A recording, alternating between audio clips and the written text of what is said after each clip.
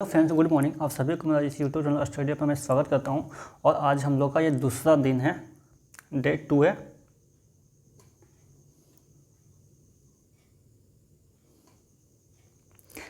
एक से 15 तक हम लोगों ने इससे पहले वाले क्लास में कर लिया है। यदि आप लोगों ने अभी तक नहीं देखा है तो उसे जाकर के मेरे चैनल पे देख लीजिए। तो चलिए आज का क्लास स्टार्ट करते हैं क्वेश्चन नंबर 16 से। क्वेश्चन नंबर 16 कहता है, निकटवर्ती विकास का क्षेत्र संदर्भित करता है उस सीखने के बिंदु को जब सहयोग वापस लिया जा सकता है, उस चरण को जब अधिकतम विकास संभव है, उस विकासात्मक चरण को जब बच्चा सीखने की पूरी जिम्मेदारी लेता है, एक संदर्भ को जिसमें बच्चे सहयोग के सही स्तर के साथ कोई कार्य लगभग स्वयं कर सकते हैं। 16 का आप लोग आंसर करें।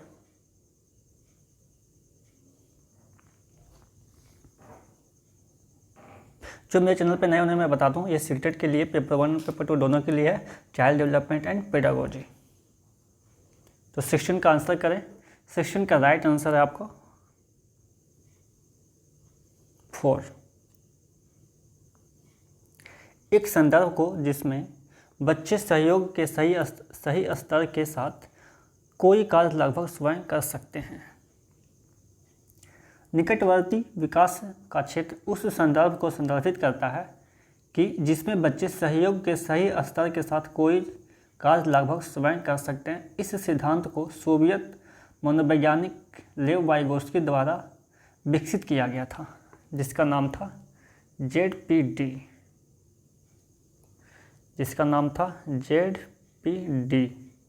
Zone of proximal development. Zone of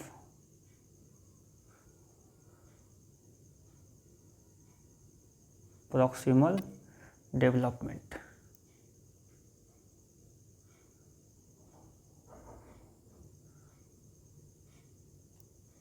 समझ गए होंगे, लेव वाइगोत्स्की के द्वारा दिया गया था। नेक्स्ट प्रश्न 17 नंबर क्वेश्चन। 17 नंबर क्वेश्चन कहता है, एक उभयलिंगी व्यक्तित्व समाज में प्रचलित एक उभयलिंगी व्यक्तित्व। अब ऑप्शन है, चुनना है इस चारों में से कौन होगा। समाज में प्रचलित रूढ़िवादी लिंग भूमिकाओं का पालन करता है, स्त्री लक्षणों वाले पुरुषों को संदर्भित करता है, में आमतौर पर माने गए पुरुष और स्त्री गुणों का समायोजन होता है, में दृढ़ और अहंकारी होने की आदत है। बताइए 17 का आंसर करें आप लोग। 17 का राइट आंसर है 3। में आमतौर पर मीन्स एक उभयलिंगी व्यक्तित्व में आमतौर पर माने गए पुरुष और स्त्री गुणों का समायोजन होता है। एक उभयलिंगी व्यक्तित्व में आमतौर पर माने गए पुरुष और स्त्री गुणों का समायोजन होता है। आप समझ गए होंगे। चलिए नेक्स्ट क्वेश्चंस की तरफ चलते हैं। 18 नंबर क्वेश्चन है, बच्चे डैश को छोड़कर अन्य सभी के द्वारा लिंग भूमिकाएं ग्रहण करते हैं। यानी इस चारों ऑप्शन में से किसको छोड़ करके बच्चा लिंग भूमिकाएं ग्रहण करता है। बताइए, ट्यूशन, मीडिया, सामाजिकरण, संस्कृति, किसे छोड़ करके बच्चे अन्य सभी द्वारा लिंग की भूमिकाएं ग्रहण करते हैं। 18 का आंसर करें आप लोग। तो 18 का आंसर होगा ट्यूशन। इसको छोड़ करके अन्य सभी के द्वारा लिंग भूमिकाएं ग्रहण करते हैं, जैसे मीडिया के द्वारा ग्रहण होता है, सामाजिकरण के द्वारा भी और संस्कृति के द्वारा भी, लेकिन ट्यूशन के द्वारा नहीं होता। नेक्स्ट प्रश्न की तरफ चलते हैं। 19 नंबर, मानकीकृत परीक्षणों की आलोचनाओं में से एक यह है कि वे बच्चे की क्षमता की स्पष्ट तस्वीर नहीं देते हैं, वे मुख्य रूप से मुख्य धारा की संस्कृति का प्रतिनिधित्व करते हैं और इसलिए पक्षपाती हैं। उनकी भाषा को समझना मुश्किल है, परीक्षण बड़ी आबादी पर लागू नहीं किए जा सकते हैं। 19 का आप लोग आंसर करें। 19 का राइट आंसर है 2। मानकीकृत परीक्षणों की आलोचनाओं में से एक यह है कि वे मुख्य रूप से मुख्य धारा की संस्कृति का प्रतिनिधित्व करते हैं और इसलिए पक्षपाती हैं। नेक्स्ट प्रश्न की तरफ चलते हैं। 20 नंबर क्वेश्चन कहता है, एकाधिक बुद्धिमानी का सिद्धांत कहता है कि प्रभावी अध्यापन के द्वारा बुद्धि बढ़ाई जा सकती है, बुद्धि तेजी से बढ़ाई जा सकती है, बुद्धि कई प्रकार की हो सकती है, पेपर पेंसिल परीक्षण सहायक नहीं है।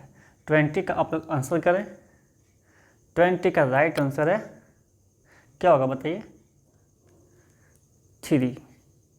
बुद्धि कई प्रकार की हो सकती है। एक बुद्धिमानी का सिद्धांत कहता, क्या कहता है? प्रभावी अध्यापन के द्वारा बुद्धि बढ़ाई जा सकती है, बुद्धि बढ़ाई नहीं जा सकती। बुद्धि तेजी से बढ़ाई जा सकती है, नहीं। पेपर पेंसिल परीक्षण सहायक नहीं है, सहायक है। तो ये सारे गलत हैं, ये सही है। इसका राइट आंसर है 3। यहाँ पे कहता है प्रभावी अध्यापन के द्वारा बुद्धि बढ़ाई जा सकती है, तो प्रभावी अध्यापन के द्वारा बुद्धि नहीं बढ़ाई जा सकती है। वातावरण के द्वारा कुछ बढ़ाई जा सकती है, बढ़ती है, लेकिन प्रभावी अध्यापन के द्वारा नहीं। चलिए नेक्स्ट प्रश्न की तरफ चलते हैं। 21 नंबर क्वेश्चन कहता है,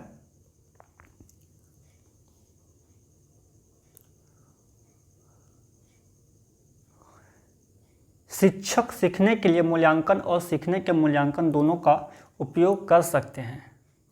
बच्चों की प्रगति की निगरानी करने और उनके सीखने के अंतराल को भरने के लिए उचित लक्ष्य निर्धारित करने में, बच्चों की प्रगति और उपलब्धि स्तर को जानने में, बच्चे की सीखने की ज़रूरतों को जानने में और तदनुसार शिक्षण रणनीति का चयन करने में, आवधिक अंतरालों पर बच्चे के प्रदर्शन का आकलन करने और उसके प्रदर्शन को प्रमाणित करने में।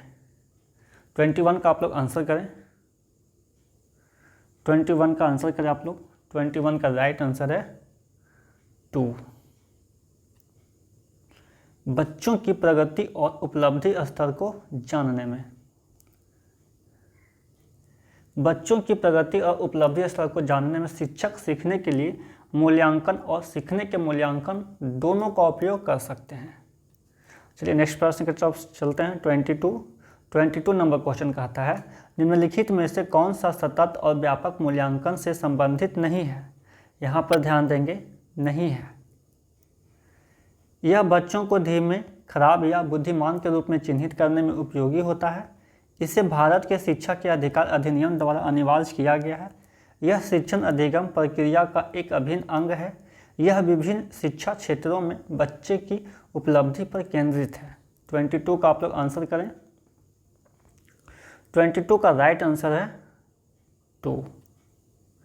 इसे भारत के शिक्षा के अधिकार अधिनियम द्वारा अनिवार्य किया गया है।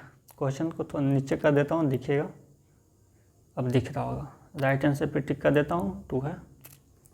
22 में क्या कहता है, इसे समझ लें। भारत में 6 से 14 आयु वर्ग के बच्चों को निःशुल्क एवं अनिवार्य शिक्षा का अधिकार एक मूल अधिकार है। कितना से कितना वर्ष के लिए? 6 से 14 वर्ष के लिए। इसे शिक्षा के अधिकार अधिनियम 2009 के द्वारा अनिवार्य किया गया है।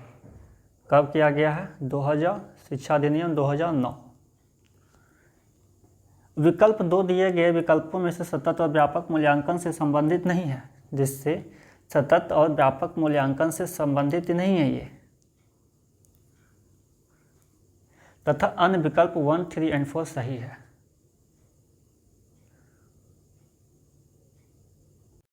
नेक्स्ट प्रश्न की तरफ चलते हैं। 23 नंबर क्वेश्चन कहता है, बच्चों में प्रतिभाशालीता डैश के कारण हो सकती है। किसके कारण हो सकती है? एक अनुशासित दिनचर्या, आनुवंशिकता और वातावरण के बीच एक अंतःक्रिया, एक संसाधन समृद्ध वातावरण, सफल माता पिता। 23 का आप लोग आंसर करें। तो 23 का राइट आंसर होगा 2।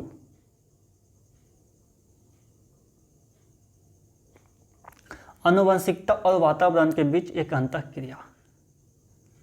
बच्चों में प्रतिभाशालीता आनुवंशिकता और वातावरण के बीच एक अंतःक्रिया के कारण हो सकती है। नेक्स्ट प्रश्न चलते हैं। 24 नंबर क्वेश्चन कहता है, सामाजिक आर्थिक रूप से वंचित पृष्ठभूमि से आने वाले बच्चों को कक्षा के माहौल की आवश्यकता होती है जो बच्चों को उनकी क्षमताओं के आधार पर वर्गीकृत करता है, उन्हें अच्छा व्यवहार सिखाता है, उनके सांस्कृतिक और भाषाई ज्ञान को महत्व देता है तथा उनका उपयोग करता है, उनकी भाषा के उपयोग को हतोत्साहित करता है ताकि वे मुख्य धारा की भाषा सीख सकें। 24 का आप लोग आंसर करें। तो 24 का राइट आंसर होगा 3। उनके सांस्कृतिक और भाषाई ज्ञान को महत्व देता है तथा उनका उपयोग करता है।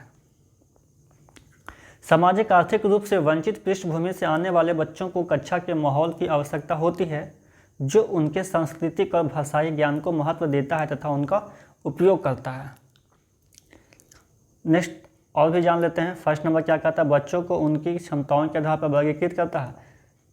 आप ऐसा नहीं कर सकते, उन्हें वर्गीकृत नहीं कर सकते उनकी क्षमताओं के आधार पर। उन्हें अच्छा व्यवहार सिखाता है, ये भी नहीं होगा। नेक्स्ट है उनकी भाषाओं को यहाँ पे हतोत्साहित करता है, ये नेगेटिव वर्ड है इसलिए ये होगा ही नहीं, हतोत्साहित थोड़ी करता है। चलिए नेक्स्ट प्रश्न की तरफ चलते हैं। 25 नंबर प्रश्न कहता है, कक्षा में सृजनात्मक और प्रतिभाशाली बच्चों के लिए आवश्यक हस्तक्षेप निर्भर करता है, किस पे निर्भर करता है? उन्हें अन्य बच्चों को पढ़ाने की जिम्मेदारी देने पर, शिक्षक द्वारा अनुकूलित और प्रेरक निर्देशन तरीकों के उपयोग पर, उन्हें अतिरिक्त समय दिए जाने पर, उनके प्रति स्नेही होने के नाते पे। 25 का आप लोग आंसर करें तो 25 का राइट आंसर है 2। क्वेश्चन दिख नहीं रहा है, अब दिख रहा होगा। तो 25 का राइट आंसर है 2। कक्षा में सृजनात्मक और प्रतिभाशाली बच्चों के लिए आवश्यक हस्तक्षेप निर्भर करता है शिक्षक द्वारा अनुकूलित और प्रेरक निर्देशन तरीकों के उपयोग पर। कक्षा में सृजनात्मक और प्रतिभाशाली बच्चों के लिए आवश्यक हस्तक्षेप शिक्षक द्वारा अनुकूलित और प्रेरक निर्देशन तरीकों के उपयोग पर निर्भर करता है। कक्षा का सकारात्मक प्रोत्साहित करने वाला वातावरण बच्चों की अधिगम क्षमता को बढ़ाता है, यानी जो उसके कक्षा में सकारात्मक प्रोत्साहित करेगा तो ऐसा वातावरण जो है वो बच्चों को क्या करता है, सीखने में मदद करता है, क्षमता को बढ़ाता है, जिससे वे नवीन संकल्पनाओं का अधिगम नवीन सीखने करने का अवसर प्राप्त करते हैं। चलिए नेक्स्ट प्रश्न की तरफ चलते हैं। 26 नंबर प्रश्न कहता है, अति संवेदनशील बच्चों को सीखने में मदद करने के लिए निम्नलिखित में से कौन सा तरीका उपयुक्त तरीका नहीं है? यहाँ पे पूछ रहा उपयुक्त तरीका नहीं है, इस पर ध्यान देंगे। बेचैन होने पर अक्सर उन्हें फटकार लगाना, एक कार्य को छोटे प्रबंधीय खंडों में तोड़ना, अधिगम के वैकल्पिक तरीकों की पेशकश, उनके दैनिक कार्यक्रम में शारीरिक गतिविधि का समावेश। बताइए 26 का आंसर करें तो 26 का राइट आंसर होगा कौन सा? बताइए। फर्स्ट, बेचैन होने पर अक्सर उन्हें फटकार लगाना, क्योंकि यहाँ पे नहीं कह रहा इसलिए।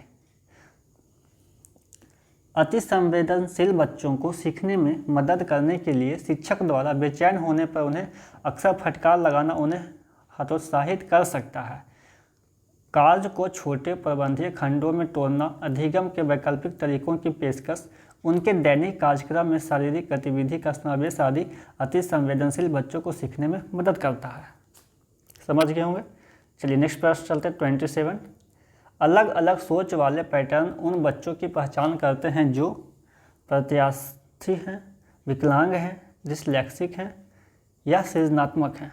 27 का आप लोग आंसर करें तो 27 का राइट आंसर होगा 27 का राइट आंसर क्या होगा बताइए? अलग अलग सोच वाले पैटर्न उन बच्चों की पहचान करते हैं जो सृजनात्मक हैं, यानी क्रिएटिविटी चाइल्ड है। नेक्स्ट प्रश्न चलते हैं। अलग अलग सोच वाले पैटर्न उन बच्चों की पहचान करते हैं जो सृजनात्मक है। यह प्रतिभा, व्युत्पत्ति और अभ्यास के सहसंबंधों की परिणति के रूप में व्यवहार किया जाता है। चलिए नेक्स्ट प्रश्न है 28 नंबर, और 28 नंबर क्वेश्चन कहता है, निम्नलिखित में से कौन सा शिक्षक द्वारा कक्षा में बच्चों के लिए समस्या हल करने के तरीके का वर्णन नहीं कर सकता? यहाँ पे तरीके का वर्णन नहीं कर सकता तो कौन? अभिसरण उत्तरों वाले प्रश्न पूछना, किसी विशेष समस्या को हल करने के बारे में अपनी विचार प्रक्रियाओं पर चर्चा करना, कुछ हल करते समय गलतियों को करने के प्रति ईमानदार रहना, सोच विचार परीक्षण और विभिन्न उत्तरों जैसी शब्दावली का प्रयोग करना। तो बताइए 28 का बताइए कौन सा आंसर होगा? तो 28 का राइट आंसर होगा अभिसरण उत्तर वाले प्रश्न पूछना। यदि कोई शिक्षक, आइए इसे और अच्छे से समझते हैं, यदि कोई शिक्षक अपने छात्रों की किसी समस्या का हल करना चाहता है तो इस तरह से उससे उस समस्या विशेष को हल करने के बारे में अपनी विचार प्रक्रियाओं पर विचार विमर्श की आवश्यकता पड़ती है। जब विचार विमर्श करेगा तभी तो कर पाएगा। इस प्रक्रिया में चर्चा द्वारा हल निकाला जाता है। जब किसी चीज़ पर आप डिस्कशन करेंगे, चर्चा करेंगे, तभी उसका हल निकलेगा। शिक्षक को ऐसा करते समय अपनी शब्दावली, विचार आदि के प्रति ईमानदार रहना चाहिए। शिक्षक में तो ये गुण होता ही है, वह अपने शब्दावली के प्रति ईमानदार होता है। ऐसा ही समस्या सुलझाने में भी किया जाना चाहिए।